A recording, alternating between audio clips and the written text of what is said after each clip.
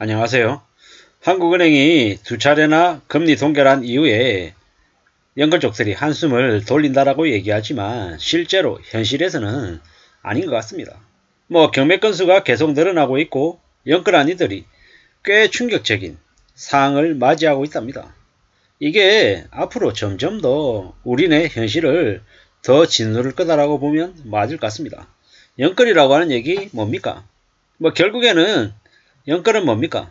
영까지 끌어모아서 뭐를 산다라는 거죠.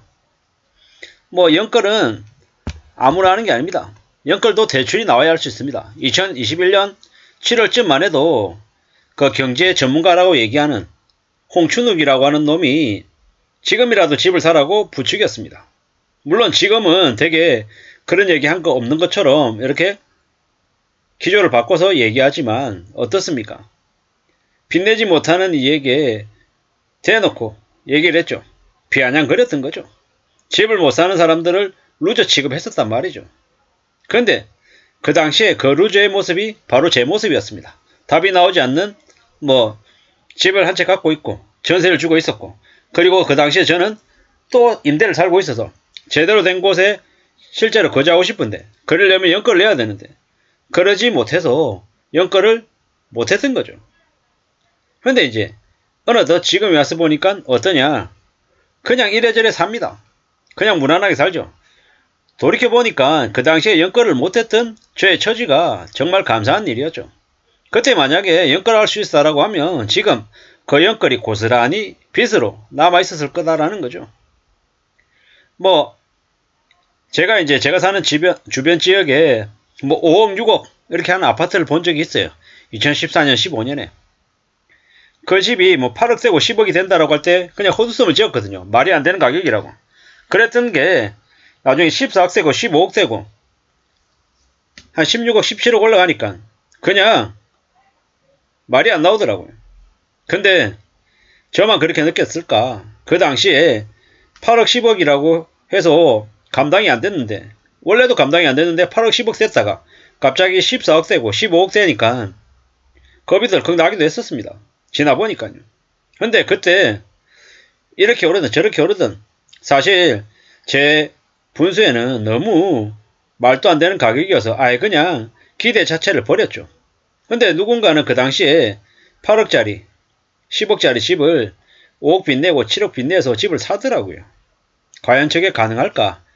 좀 우려가 많이 됐는데 아니나 다를까 지금에 와서 보니까 그 당시에 그렇게 연끌했던 게 무모한 짓이었던 거죠. 하지만 그때는 저 같은 사람들이 한심한 인간이었고 그때 연끌한 이들이 되게 위너인 것처럼 그렇게 대접을 받았었더랬습니다.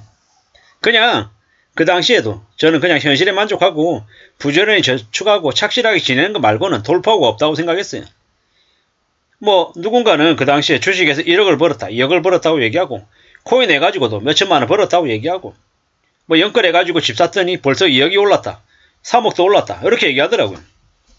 저는 이제 다른 이유 때문에 그 당시에 이제 경제적으로 좀 어려운 처지에 놓여 있었기 때문에 그런 얘기를 듣고 부러워하거나 제가 욕심을 낼 처지까지도 못 되었죠.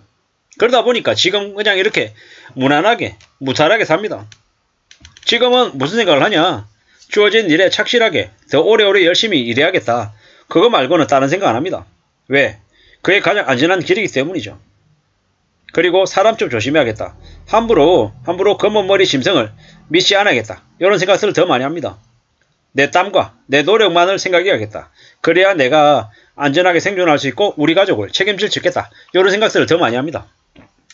제가 14년도 15년도 오프라인에서 바이어 생활할 때 제 동료들 중에 캠핑을 담당하는 동료가 있었어요. 캠핑, 아웃도어. 그 당시에 엄청나게 매출이 급성장했거든요. 근데 그 사람이 정작 아웃도어나 캠핑 관련한 기업에 주식에 투자하는 게 아니고 전혀 생뚱맞은 엉뚱한 기업에 투자를 해서 손실을 보더라고요. 저게 뭔가 싶더라고요. 정말 자기가 잘 아는 분야, 자기가 관여하고 관심 가지고 이래저래 잘 챙기는 분야에 대해 투자를 했더라면 수익이 괜찮았을 텐데 전혀 엉뚱한 걸 하다 보니까 그래 되더라는 거죠.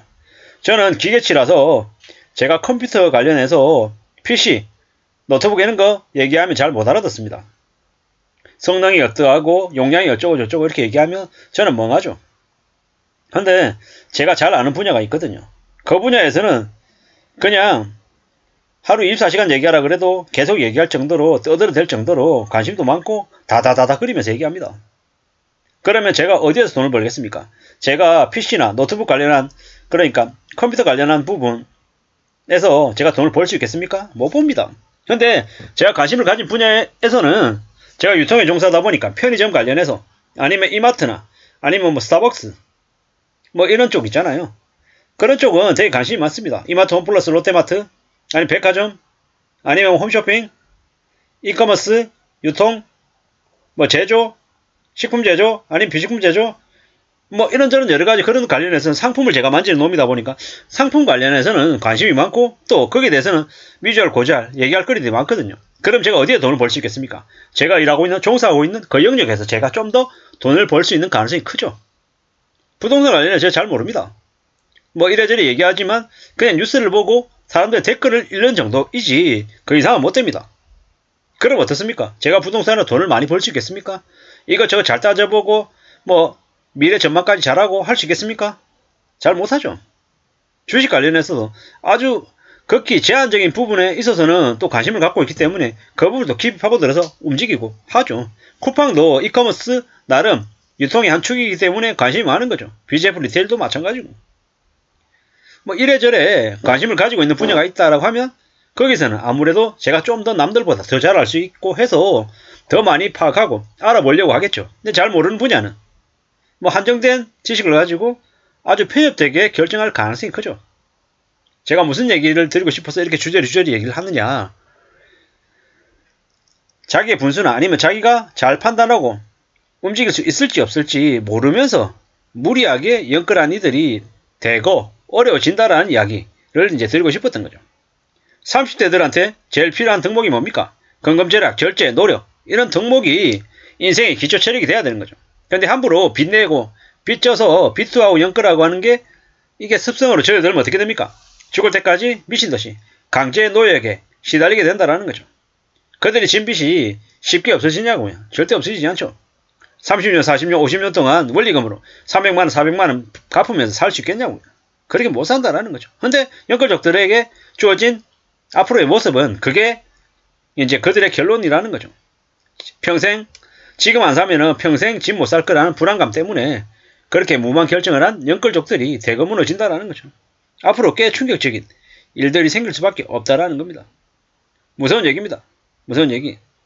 공시지가까지 오르면 세금 부담도 더 커지고 이래저래 더 빡세진다라는 거죠. 미국의 기준금리가 벌써 5%입니다. 좀 지나면 5.25% 될 거고 한국은요 어떻게 되겠습니까?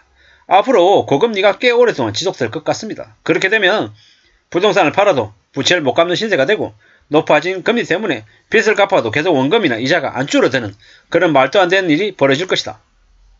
기득권들이 30대들에게 20대들에게 연끌을 강요했다라는 겁니다. 그래서 그 어리석은 30대들이 20대들이 그렇게 노예로 전락했다라는 말씀을 좀 드리고 싶었습니다. 절대로 함부로 빚내라는 얘기에 넘어가서는 안 되겠다라는 말씀을 드리면서 마칠까 합니다. 감사합니다.